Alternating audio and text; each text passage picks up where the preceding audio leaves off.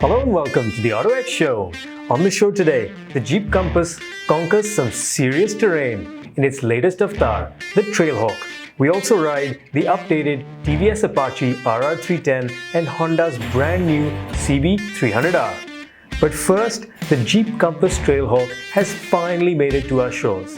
Here's Jared with what looked to be a very good day off-road.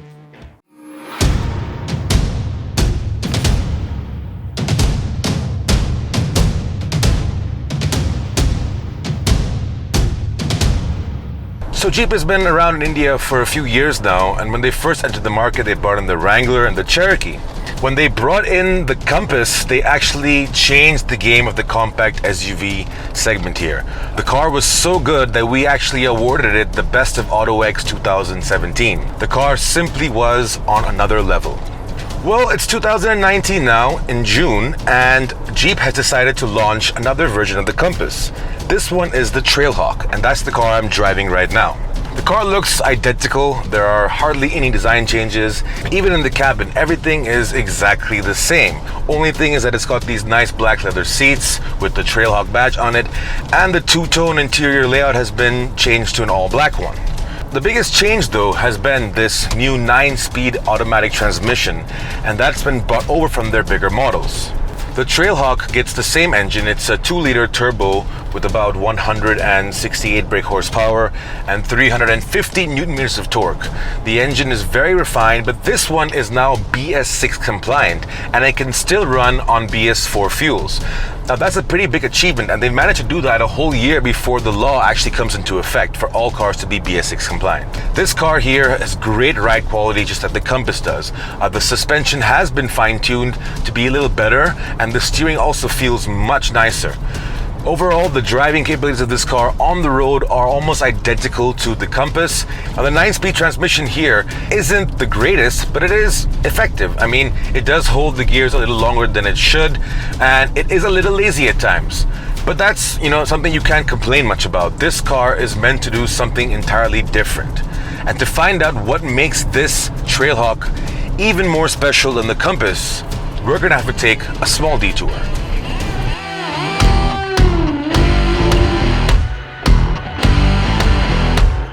So what makes the Trailhawk really special is this badge right here.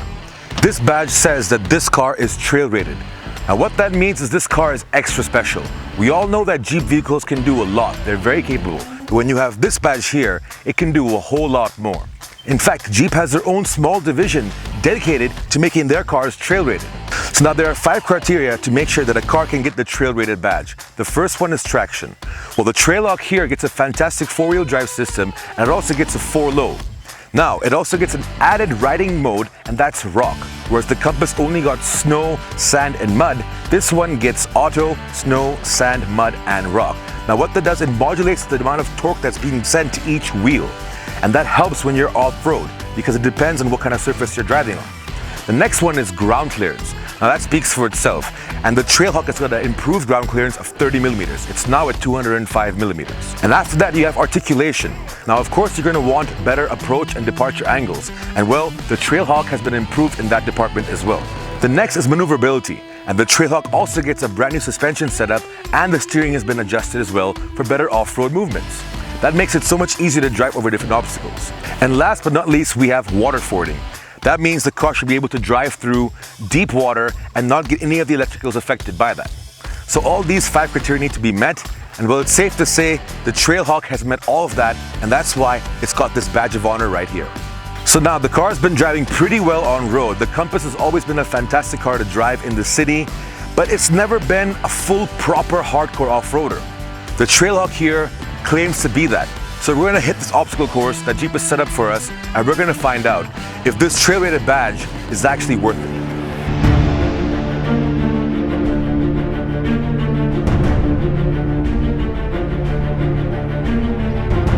So the good thing about the Compass Trailhawk is that it can do so much more off-road, and with all the features that it's got, it makes it more confidence inspiring for the driver. Because of the better approach angle, departure angle, the higher ground clearance, the better tires, and of course with this awesome 4-wheel drive system, you can take on any type of terrain without any problem. And I'm just waiting for these cars ahead of me to clear up so I can go to the next obstacle and just talk you through how well this car performs. Everything seems to be, working so well, considering this is actually a city car that can do almost anything off-road, and the Trail Ready badge on this car really makes a big difference. It means it can do so much more, and we're having a great time riding and pushing this car to its limits. We've done some crazy obstacles that I'm going to go right now and just show you how effortless it is to take on these massive obstacles just with my foot on the brake. Torque is sent to all the wheels automatically depending on which wheel has better traction.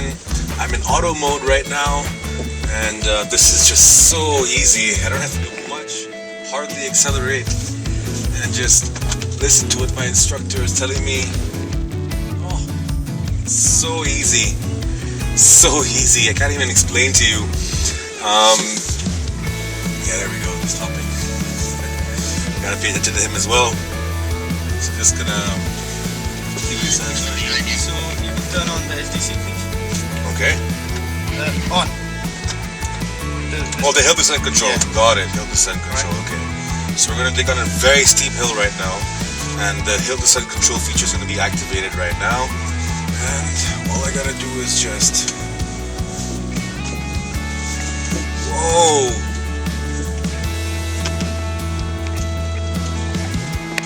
It's just moving by itself and braking by itself. So awesome.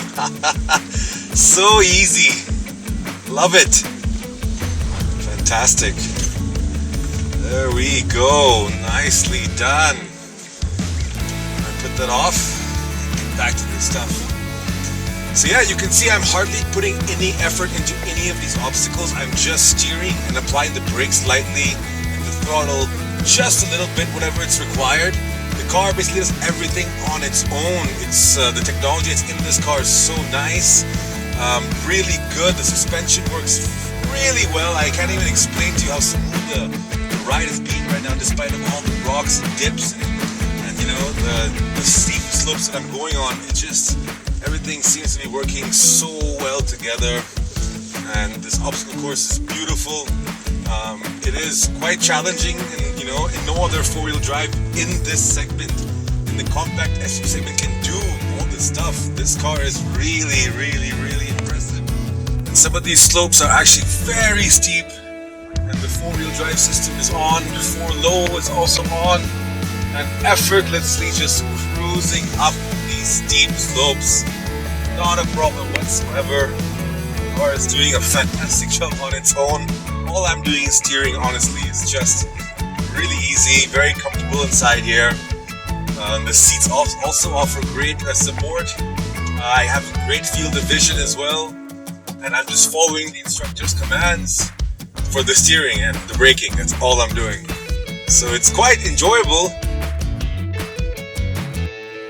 Everything about the way the Trailhawk is designed to be an off-road vehicle really helps it a lot. Over the Compass, it performs really differently. The suspension is much better, the steering is much better, and the four-wheel drive system really does work wonderfully well. Again, I'm in four-wheel drive in auto, and it just really does a fantastic job. Just everything is controlled by the computer of the car, the torque to each of the tires. I mean, it just works so wonderfully well.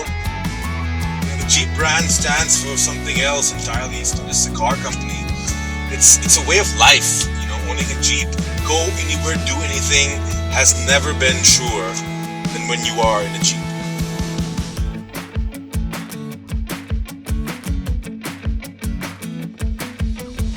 So it's safe to say that this car is definitely trail rated. It deserves that badge of honor. Now, we've had a wonderful day with this vehicle. It's absolutely a game changer. This is the Trailhawk, and it's going to be one of the best performing off-road compact SUVs in its segment. It's going to be priced around rupees 25 to 30 lakh ex-showroom. We're not sure yet, but that's a very good price for the kind of car it is. It's very versatile. It can do almost anything. And that Jeep motto of go anywhere, do anything absolutely is correct with this vehicle. It's a premium car, and it's got that bad boy attitude. So there you guys go. This is the Trailhawk.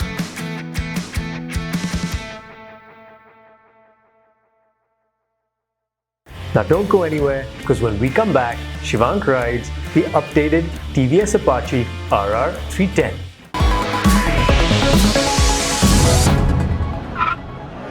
Welcome back to the AutoX show. Now the TVS Apache RR 310 has been one of our favorite bikes since it was launched in 2017. Well, it's recently been updated. Here's Shivank with the 2019 version.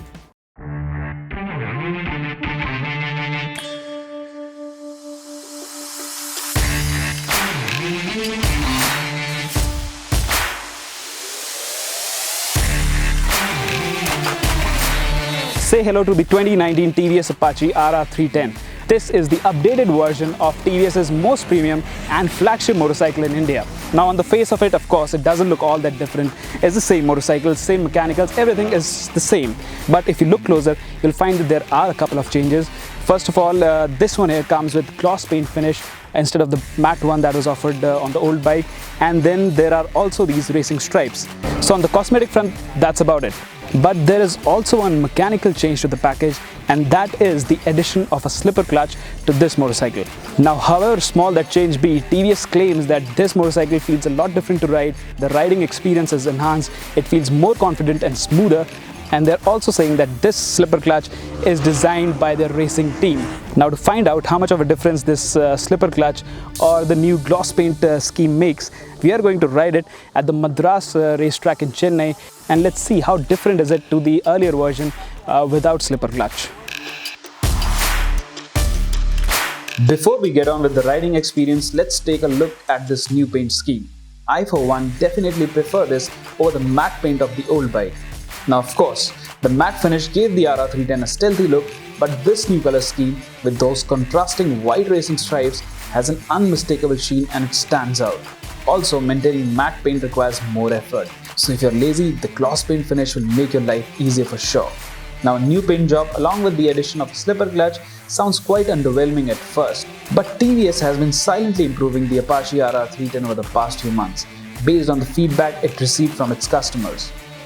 A couple of weeks ago, TVS rolled out free updates for existing RR 310 bikes, which included an ECU update, beefier bar and weights, and a new chain roller. All minor changes, but they result in a more refined package, says TVS. And to be honest, it's quite evident when you ride the new version, because it's markedly more refined and smoother. Sure, the 312cc single-cylinder motor still springs to life in a gruff manner, but once you open the throttle, it becomes smoother.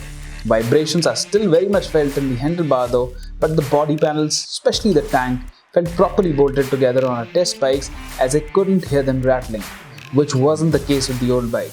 Performance-wise, the engine's behavior is exactly the same as before. That means it has got great low-end torque with a flat mid-range followed by a very strong top end.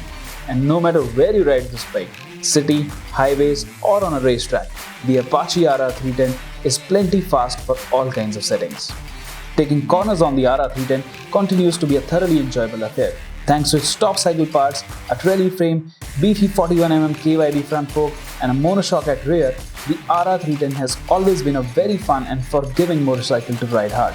Thankfully, that hasn't changed with the new bike. The fun factor is still intact and the composure with which it leans in and out of corners is praiseworthy indeed. Having said that, it's not a pure track tool. While the suspension feels taut, you can sense it's not firm enough for hardcore track riding. The Michelin tires aren't cut out for high-speed cornering as well, and the feedback is quite inert. However, having towed on the very same tires with the old bike, I'd say that they are quite good in normal riding conditions. The brakes are also very strong, but the front lever still lacks feedback. As for the new addition, that is the slipper clutch, it works really well. There is no wheel hopping or fishtailing even when you downshift clumsily. Apart from this, TVS says that the slipper clutch makes the clutch action lighter by around 20% in the RR 310. So in city riding, it will be quite helpful. That said, we can't comment if the stalling issues, which we regularly faced with our long-term bike in the past, have been fixed in the new bike. That's something which needs to be validated later on when we get to ride the new bike in traffic. As I said in the beginning, this is not an all-new motorcycle. Same engine, same chassis, same suspension setup. Everything is exactly the same apart from the addition of a slipper clutch.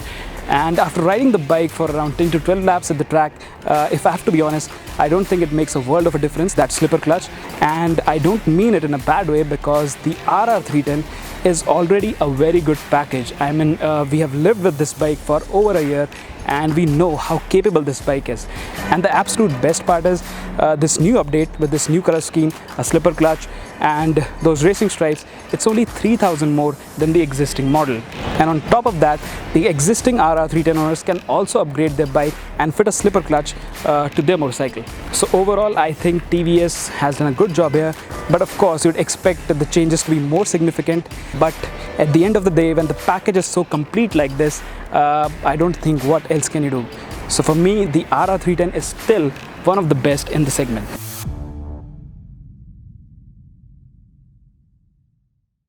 Now don't go anywhere, because when we come back, Jared hits the road in Honda's new CB300R.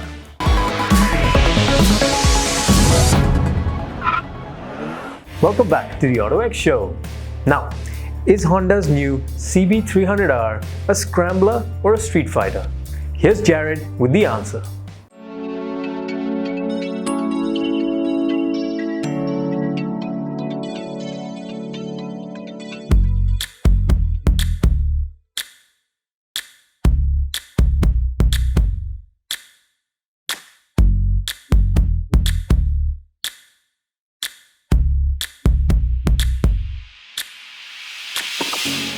So when I first became an automotive journalist, there weren't many products that were there just for enthusiasts.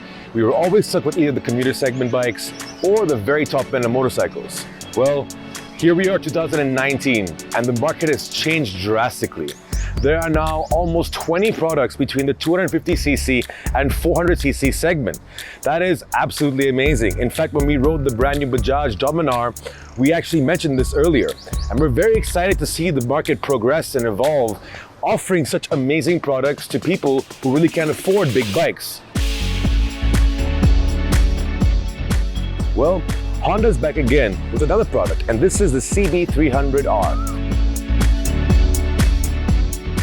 Now this bike is based on their Neo Sports Cafe concept that was launched in 2017 at EICMA. And this bike is a very nice looking street fighter motorcycle. They might say it's a cafe racer or a new age cafe racer, but quite honestly, it's a simple, basic street fighter naked motorcycle, and it looks very nice. It does have very small dimensions, but we're here, we've got the bike now, and we're gonna see just how good this bike is, and if it can cut it out in the new 250 to 400cc segment, which is just blowing up. So let's get to it.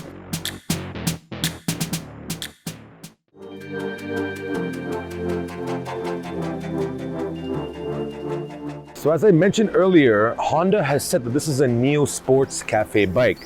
Now I don't quite get that at all, because when you look at the general design of the bike, you cannot find any hints of a cafe racer on it. Well, it might have a narrow frame and small dimensions, and it might be very light. But in all honesty, if we're talking about cafe racers, what we imagine are those old retro style bikes. If Honda claims this is a cafe racer, they might be in their own imagination somewhere, because this is a street fighter motorcycle. It's a very small motorcycle, and it definitely is going to be used for urban areas. And you can see from the design, it is a good looking motorbike. It doesn't have any hints of a cafe racer on it for sure. The handlebar, for example, is wide and high. The fuel tank also is wider at the front and then narrows down towards the seat. And then the seat itself is like any other naked sports bike which you can find. And then of course you've got this really out of place massive exhaust on the bike. I don't think that exhaust looks good at all. It's too chunky, it's too beefy. It doesn't look good with the bike whatsoever. And I don't even want to get started on the sorry guard. The sorry guard is just a disaster. But overall, the bike looks aggressive, it looks sharp. It is small, of course, but it's going to be great to ride in the city because of that. It also gets a very nice LED headlight, which is round. That could only be the only clue that this is a cafe racer, because of the round headlight. And then you've got these nice upside down forks as well at the front. And you've got a monoshock at the rear. Overall, the bike is nice and compact. The engine is placed nicely within the frame. It's got nice alloy wheels as well. Very sharp, aggressive instrument cluster and sharp indicators. But what really doesn't go well with the bike, and again, is the rear view mirrors. They look completely out of place with the design of the bike. They're too squarish. and they don't look very nice. Overall build quality of the bike obviously is very good. This is a Honda after all, so you can expect premium quality, and it definitely looks like that. You can see the detailing, the fuel cap filler for example, the detailing on the fuel tank and the other components in the midsection. Very nicely built, very good quality components. So overall the bike looks sharp, looks aggressive, looks nice, and it's a very good looking bike on the road, and it does have good on-road presence. So the highlight of the new CB300R is of course the engine. Now this is a 286cc liquid-cooled single-cylinder engine. Now I know what you're thinking, it's a single cylinder. Well, so is the KTM Duke 390 and so is the BMW G310R. So you can't really complain there when you look at this bike. So this engine produces about 30 brake horsepower and about 27 Newton-meters of torque. Now again, those figures aren't impressively powerful, but let's not forget that this bike weighs just 150 kilograms. Well, we're gonna get on the road now, we're gonna see just how well this engine translates into riding performance.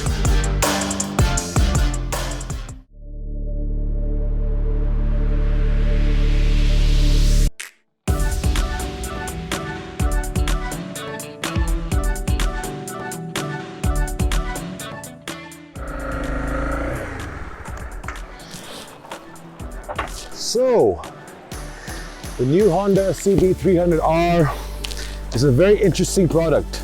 First of all, let's talk about the riding position. It's actually a very comfortable riding position. It's not aggressive as a cafe racer really is.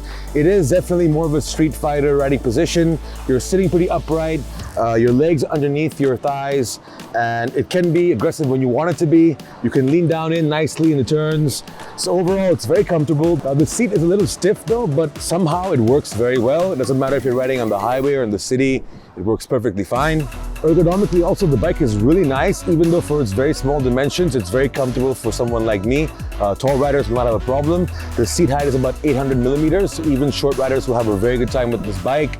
It's very comfortable, you can use it almost anywhere. Where this bike really shines though, obviously, is the engine. It's not very powerful, but because the bike only weighs about 145 kilograms, the acceleration is really, really quick. The throttle response is phenomenally instantaneous. Even though it's only got 30 brake horsepower, it's got 27 Newton meters of torque, and it really kicks in all the way from 2000 RPM all the way up. I mean, you have great mid-range as well. Because the bike's so light, the bike takes off. And in fact, the throttle is one of the most responsive I've seen in this segment. Really nice. It does put a smile on your face for sure. It's certainly not as quick as the Duke 390, of course, but it is very quick off the line. Another thing I want to mention is the handling of this bike is impeccable because it's so light. It's got upside down front forks, Showa suspension that actually works really, really well. The steering is very direct and the wide handlebars really aid that steering capability of the bike. It is very light, and the bike is super nimble when you're in traffic. Even when you're on the twisty sections, the bike handles very, very well, and because it's light, you can throw it from side to side without a problem. The only thing is though, for a person in my size, it is a little cramped when you're going on twisty sections. But other than that though, a beautifully handling machine. The rear suspension is a monoshock and that's adjustable as well. Overall, the suspension is on the stiff side, so when you're on rough roads, bad roads, it's not the most comfortable obviously. But nonetheless, the bike is really good, fantastic performance overall in terms of sportiness. The bike can also be a very nice laid-back commuter when you want it to be. Overall, I have to say this bike is fantastic. The engine for a single cylinder is incredibly smooth. So overall, yeah, the refinement, the quality of the engine is superb, the handling is on point, and the ergonomics are also pretty sound. So where does this bike fit in between the 200 and the 400cc segment? Again, this is a neo sports cafe bike, whatever that means. I'm gonna stick with calling this a naked street fighter. And for a 300cc bike, this is actually very impressive. This is priced at around rupees 2.4 lakh ex-showroom Delhi. It's a little on the steep side, but again, you're getting top quality for this product. You've got Showa suspension, you've got ABS that works very well, got nice alloy wheels, beautifully crafted engine. The bike is already available, so you can head down to any of your Honda two-wheeler dealerships and take it for a test ride, and then you'll know exactly what I'm talking about. Well, that's all the time we have for you today. Thank you for joining us. Remember to follow us on social media for your daily dose of all things automotive. And remember, it's chaos out there, so always buckle up and wear your helmets. We'll see you again next weekend on the AutoX Show.